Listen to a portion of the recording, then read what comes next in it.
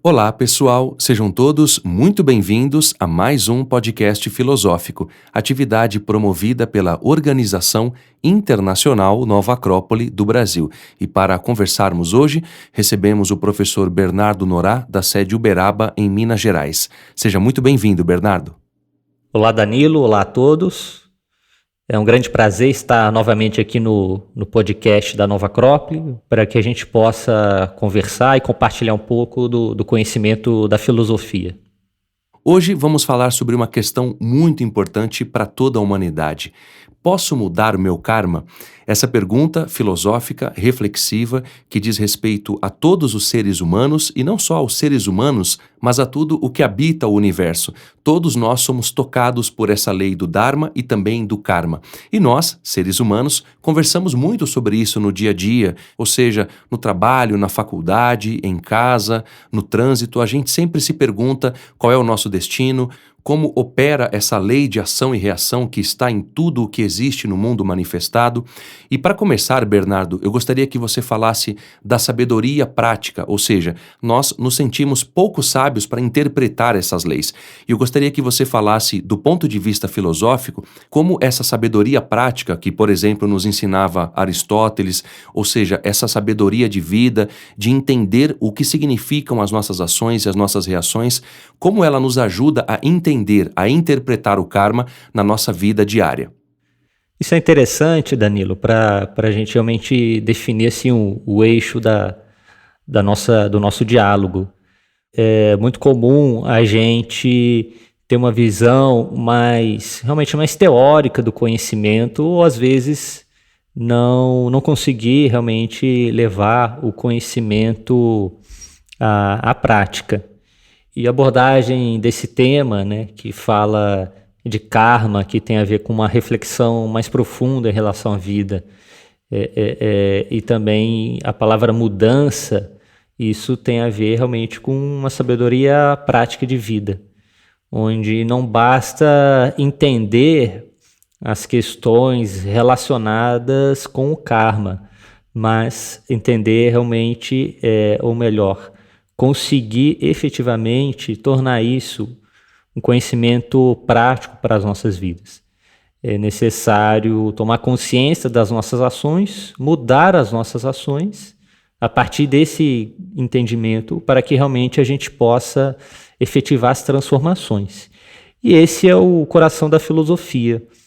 Quando a gente define a filosofia como a busca, o amor, a sabedoria, ao conhecimento fundamental em relação às questões mais importantes da vida, a gente realmente está falando de um conhecimento que nos leve à transformação através de uma filosofia que seja levado para as nossas vidas.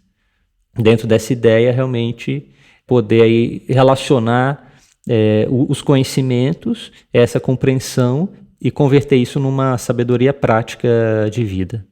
Você trouxe essa ideia de converter em uma sabedoria prática de vida. Isso me lembra muito uma ideia anterior ao karma, que é a lei do Dharma. Quando a gente estuda a filosofia hindu, a gente entende que antes do karma existe uma lei primeira ou uma lei prévia a ela, que é o Dharma. E é algo que nós não podemos alterar, não temos controle sobre essa lei, mas compreendê-la de uma forma simples, com essa sabedoria prática de vida, nos ajuda a entender melhor essa lei que vem depois, que é o karma. Gostaria que você falasse um pouco sobre isso. Exatamente, Danilo. Para a gente poder conversar sobre o karma, refletir sobre o karma e compreender as sutilidades do karma, tem que entender previamente ou conhecer uma noção básica ou geral do Dharma.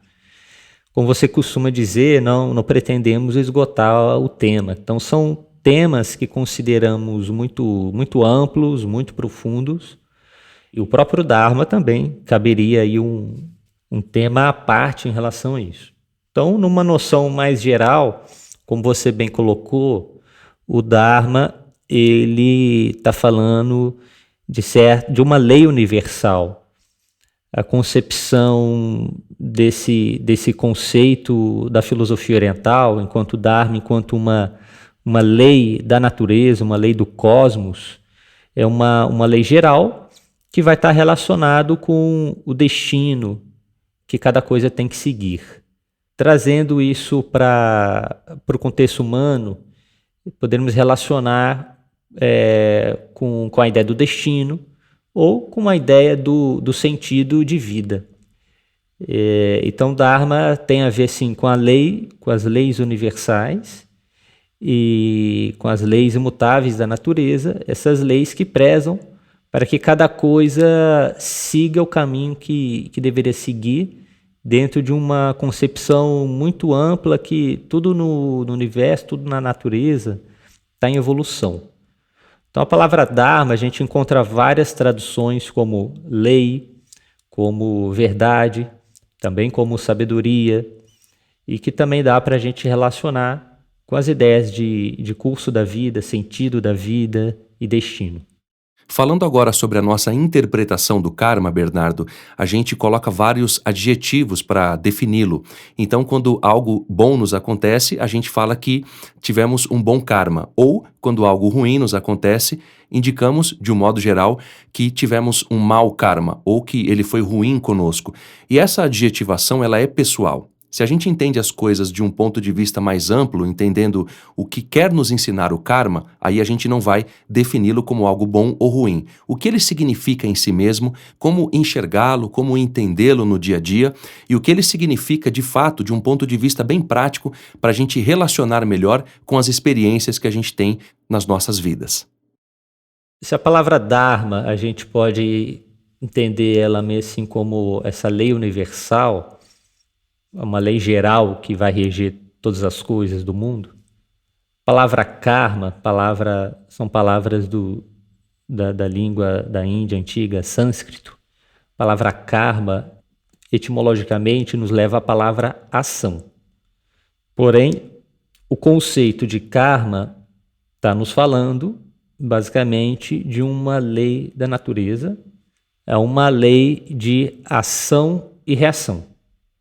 Então, essa palavra karma, etimologicamente, nos traz a ideia de ação, está se referindo a lei de ação e reação, uma lei de causa e efeito presente no nosso mundo, e que se aplica a todas as coisas. Dentro dessa perspectiva, karma, enquanto lei, ela nos ensina, olha, não há acidente. Tudo que acontece tem uma causa. A ideia da causa e consequência, ou causa e efeito. É mais ou menos uma lei matemática, onde busca equilibrar, né? Em relação a essa ideia de causa e efeito, busca estar equilibrando as coisas. Então, faz parte das leis imutáveis da natureza. Então, normalmente se tem uma visão assim do karma como algo negativo ou um castigo. E não é essa ideia. Basicamente, estamos falando de uma lei de ação e reação e que simplesmente se refere às consequências das nossas ações.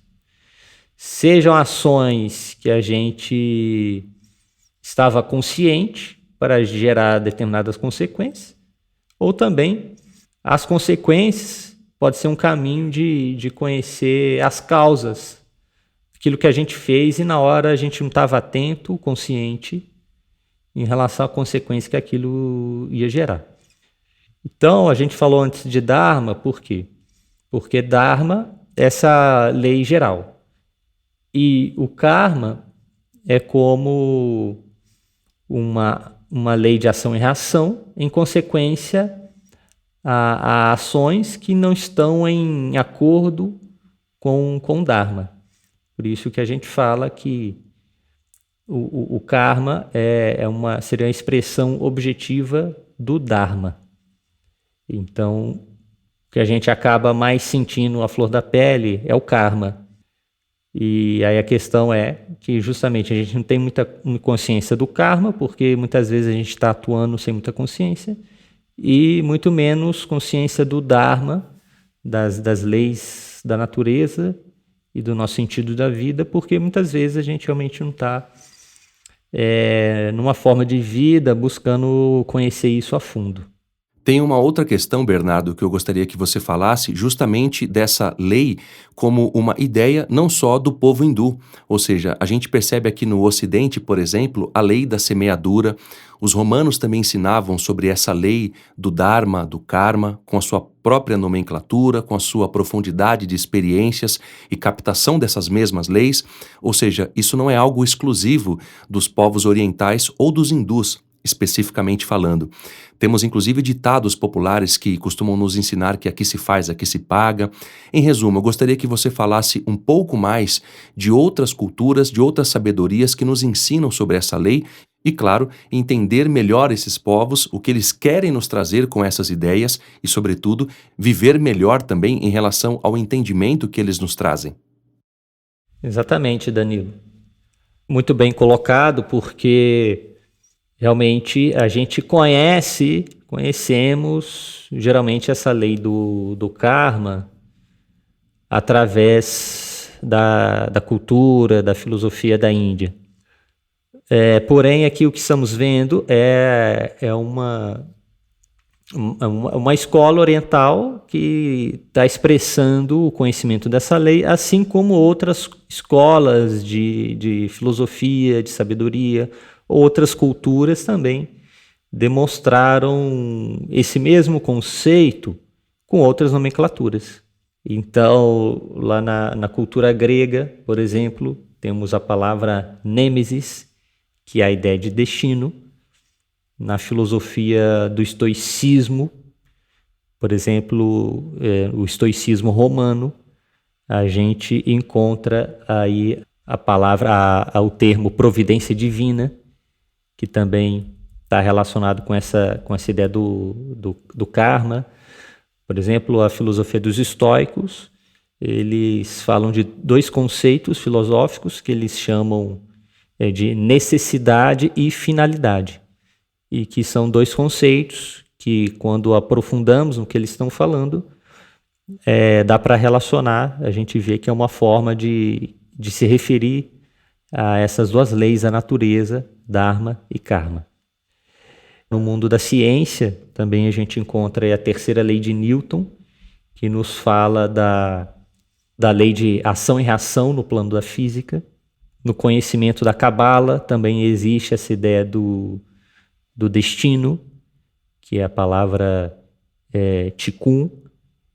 Também na própria cultura greco-romana também tem a ideia do fado enquanto destino.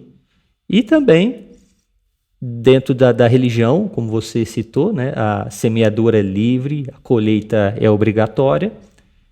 E também, na cultura popular, a gente encontra várias frases que nos falam a ideia de ação e reação, causa e consequência.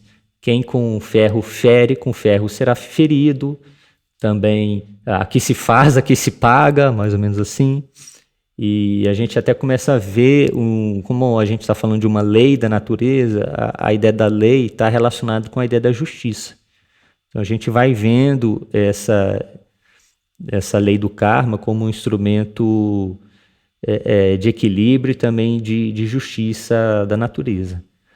Também nos Puranas, que é uma obra da Índia védica, a gente encontra a frase como todo homem colhe as consequências de seus próprios atos. Das cartas de São Paulo, também um texto bíblico, que é qualquer que seja o que o homem semeia, da mesma forma o colherá. Né? E também, não mais pequeis a fim de que não recaia sobre vós um mal pior. Também texto bíblico é uma frase de Cristo. Outros ditados populares, né? Quem semeia ventos colherá tempestades. Bom, e também o próprio Kybalion também, que vai falar sobre os 7 princípios herméticos, e a gente vai também encontrar essa noção da lei de causa e efeito. Então a gente vai vendo assim de várias culturas, religiões, o mundo da ciência, o mundo da filosofia, que vão estar expressando toda uma preocupação em trazer à tona esse tema e levar o ser humano a compreender esse elemento como um fundamento da ordem, né, do mundo, da natureza e da vida. Você acabou de trazer essa ideia da ordem do mundo, da natureza. Isso me fez refletir, Bernardo, um pouco mais sobre o que eu falava agora há pouco para você, dessa ideia errônea que nós temos de que o karma ele é sempre ruim. Se há uma ordem no universo, há uma lei, o karma também faz parte desse processo e ele é justo, não do ponto de vista nosso como seres humanos, mas do ponto de vista da providência divina, como diziam os romanos, por exemplo. Ou seja, aquilo que nos ocorre tem uma razão profunda de ser e que nos ensina muito sobre nós próprios e o nosso desenvolvimento humano. Como o exemplo de um filme que a gente assiste ele pela metade, a gente observa os personagens e às vezes julga um como ruim e injusto e o outro como bom, ou quando a gente ouve uma história que alguém nos conta com seus interesses, a gente julga sem saber o contexto todo. Em resumo, quando a gente passa pelas provas da vida entendendo o que ela nos quer ensinar, podemos perceber ali que o nosso karma está nos ajudando a retificar a nossa conduta. Em suma, ele é pedagógico de maneira filosófica. Por essa razão, eu gostaria que você falasse um pouco mais sobre essa ideia errônea que nós temos do karma ser ruim, porque se a gente pensa assim, naturalmente que a gente vai sempre levar todas as experiências para esse lado pessoal de que o karma está nos punindo. Exatamente, Danilo. Muito, muito bem colocado.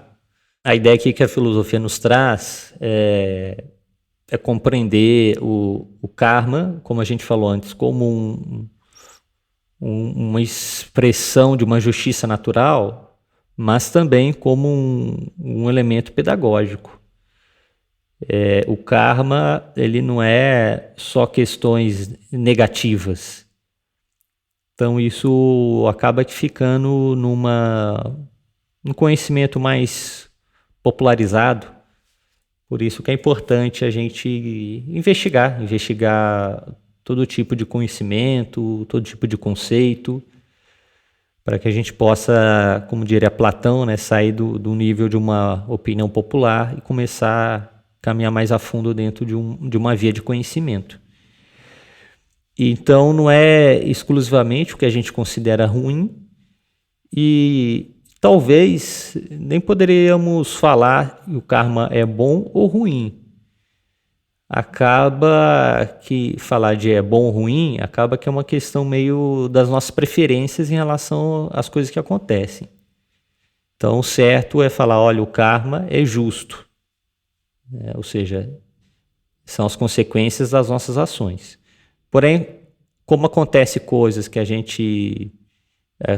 nos desagradam, coisas que não correspondem às nossas expectativas, a gente fala, o karma é ruim, a consequência é ruim, o destino é ruim.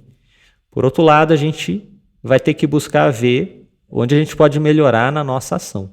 Como dizia a filosofia dos estoicos, cuidar das coisas que dependem de nós. Então, se a gente tem a visão do Dharma, por isso que a gente falava antes do Dharma, a gente vai entender o karma como uma lei pedagógica. Ou seja, as nossas ações que infringiu certas leis da natureza, certas leis que regem o universo. Por consequência, temos os seus frutos. Tão simples assim. Me alimentei mal e agora estou com uma dor de estômago. Então eu posso ver a dor de estômago simplesmente como um castigo, simplesmente dor, que seria essa visão mais popular, essa visão mais da opinião comum. Ou eu posso ver, bom, por que eu estou com essa dor? O que me fez gerar essa situação? E aí eu vejo que eu me alimentei mal. Então, essa dor, esse karma está me ensinando a me alimentar melhor, ou como a gente fala também na filosofia budista de Siddhartha Gautama, que ensina muito, né, sobre o karma e o dharma, a dor como veículo de consciência. Mas para essa consequência kármica gerar consciência, eu tenho que buscar. E às vezes a gente pensa em só consequências ruins, mas as consequências boas também são frutos de nossas ações. E é bom simplesmente porque a gente julga dessa forma, tá? Mas aí tem que entrar em ação a nossa inteligência, o nosso discernimento, para a gente selecionar as ações. é o saber agir de uma forma mais coerente com o Dharma, com o nosso sentido de vida ou o sentido que queremos dar às nossas vidas, para gerar as consequências correspondentes ao nosso ideal de vida. Porém, existem muitas ações que a gente já realizou, que a gente não tem muita consciência, ou a gente não estava consciência, e de qualquer forma gera consequência, né? Então o karma sempre vai vir, independente da gente que estava antes consciente ou não. Porque toda ação vai ter sua consequência. E mesmo, às vezes, a gente fez algo com uma expectativa de colher um fruto agora. E, de repente, o fruto a gente não vê. Mas essa ação gerou algum movimento. E que, às vezes, a consequência vai vir de outra forma ou em outro momento. E não exatamente naquilo que a gente deseja. Por isso que a filosofia oriental sempre vai falar muito da ação sem desejo, como uma forma de a gente aprender a lidar com o karma. Você trouxe esse exemplo, Bernardo, muito lúcido e pedagógico também, simples, em relação a alguém que come algo que faz mal para o estômago e percebe ali uma dor depois de uma ação que ela teve.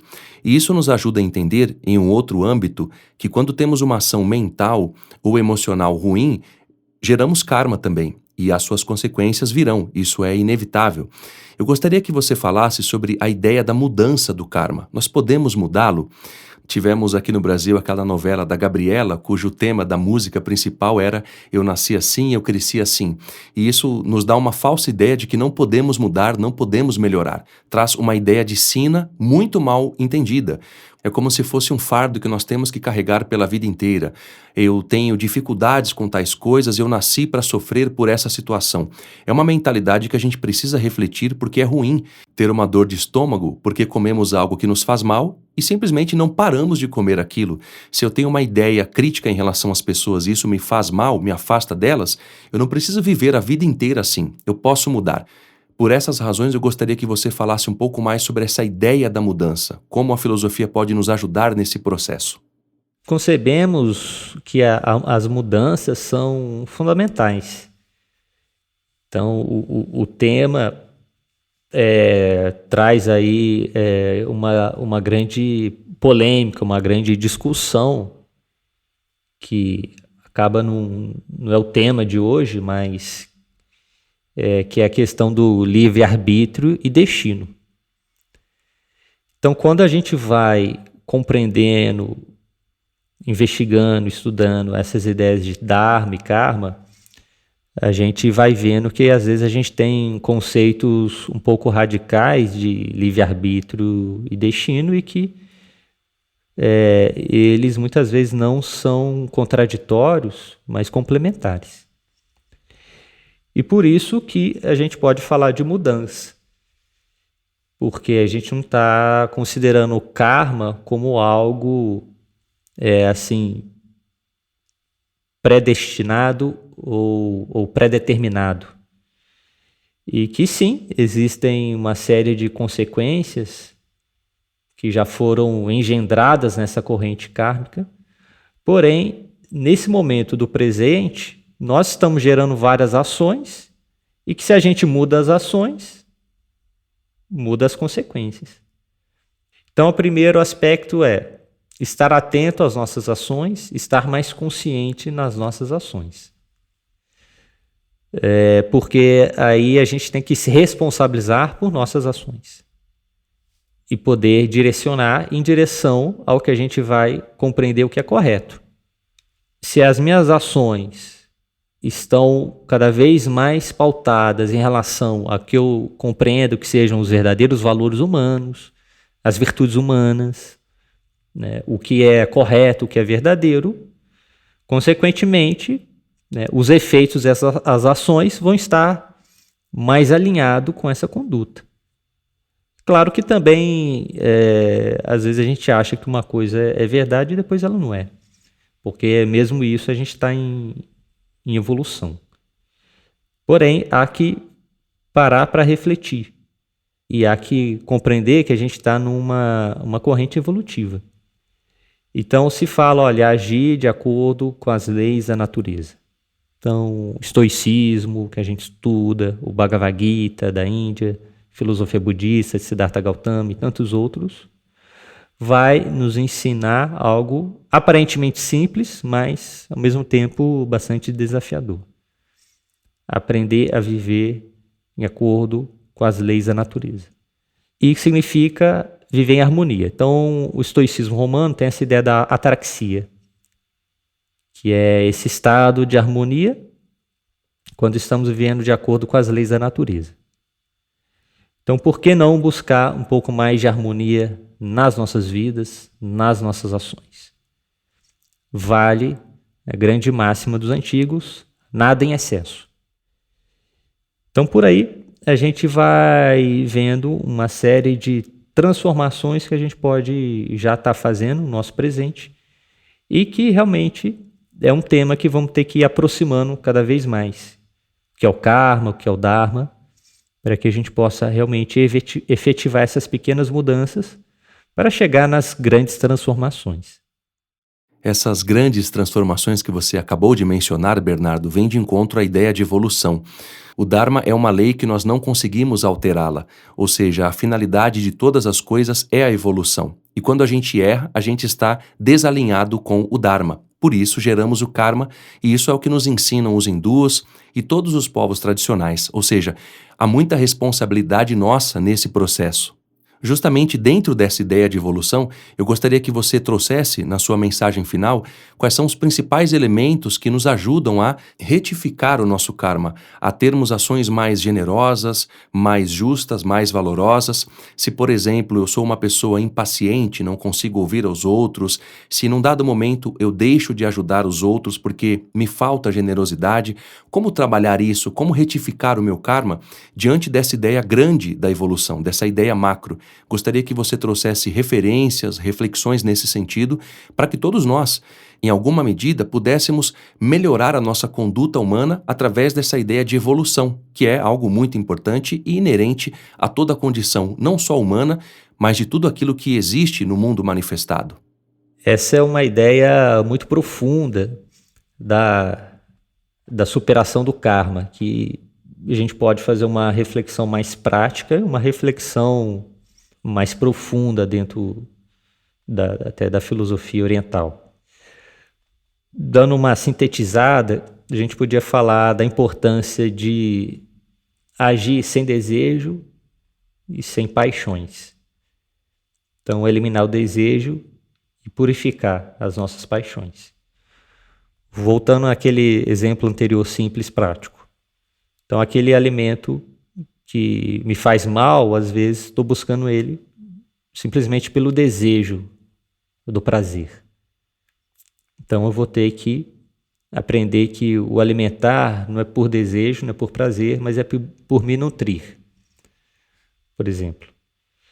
Então o que a gente vai vendo na filosofia oriental, essa ideia de agir sem desejo e sem paixões, agir de uma forma reta. Por exemplo, se uma pessoa me fala algo que me incomoda, que me feriu, eu não vou poder reagir de acordo com a minha emotividade ferida. Eu vou ter que agir de forma inteligente, consciente. Não vou poder agir por impulso, não vou poder agir por paixão. Então aqui a ação, a gente está falando seja de uma ação no plano mental, ou no plano das nossas emoções, ou no plano físico. Então conceber a ação nesses três planos.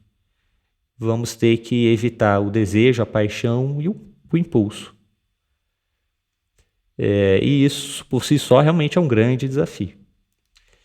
Então, numa outra obra que a gente estuda, A Voz do Silêncio, vai falar de uma ideia de não se revoltar contra o karma.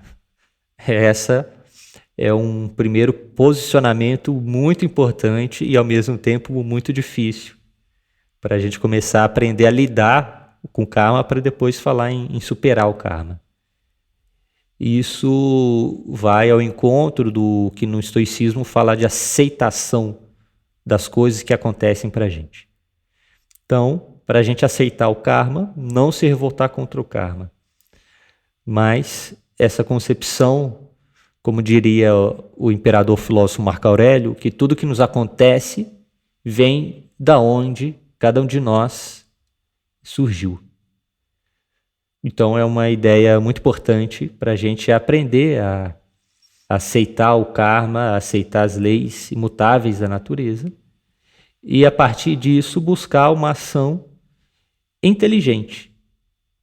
E para isso tem que ter um conjunto de valores e de virtudes, qualidades morais cultivadas dentro da nossa vida interior para que a gente possa agir de acordo a isso e não de acordo ao que os impulsos, que as paixões e que os desejos os assinalam.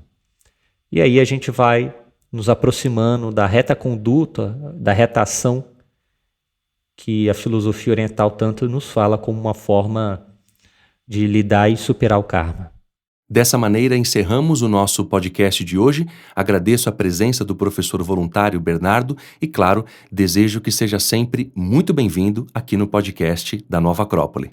Muito obrigado, Danilo. Muito obrigado a todos e até a próxima. Até a próxima. Para aqueles que queiram nos contatar, podem fazê-lo através de nosso site nova-acrópole.org.br/podcast. E para quem quiser saber mais sobre o nosso curso de Filosofia para Viver, basta acessar nova-acrópole.org.br. Até a próxima.